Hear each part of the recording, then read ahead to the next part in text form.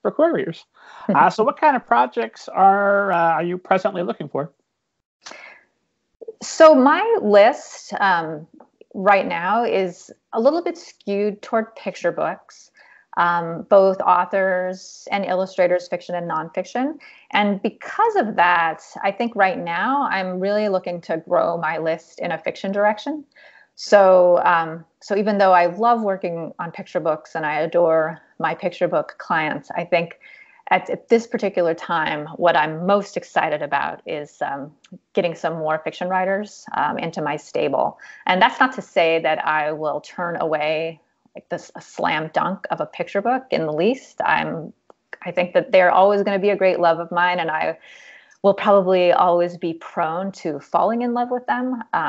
But I am putting a thumb on the scale of fiction right now. And in terms of what types of fiction I'm particularly looking for, sometimes it's easier for me to define what I'm not, that I'm not looking for. I don't tend to respond well to really heavily genre fiction.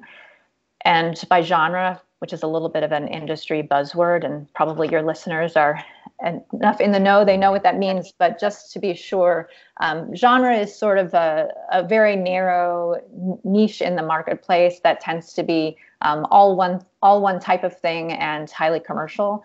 And some examples of what I would describe as genre would be horror or romance or historical. Those would each be a kind of genre. And I think that I tend to respond more to things when they cross genre, but if it's solidly one genre, I think, especially in the horror and romance side of things, I tend to not to respond quite as strongly. A departure from that, though, I would say is fantasy.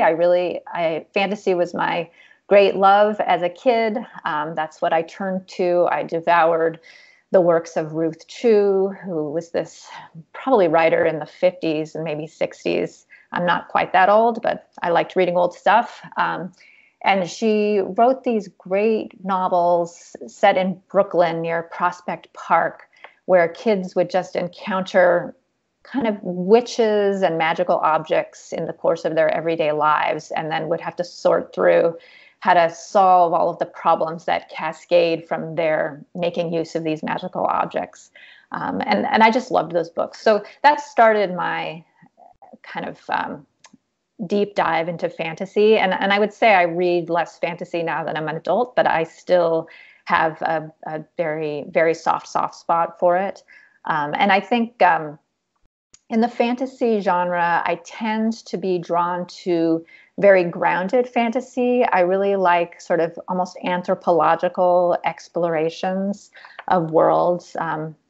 Ursula K. Le Guin was a great love of mine. I think that her Earthsea books are spectacular. Another example, a more contemporary example of a fantasy novel that I think has that sort of anthropological approach would be Maggie Stiefvater's The Scorpio Races, set on an island that has a very distinct sort of social setup. Yeah, those are some of my favorites. And so if I could get some fantasy submissions along those lines, I would be thrilled. And that would go for both middle grade and young adult. And then, across the board, I'm looking for manuscripts that just reflect the diversity of our world and all the different meanings of that word.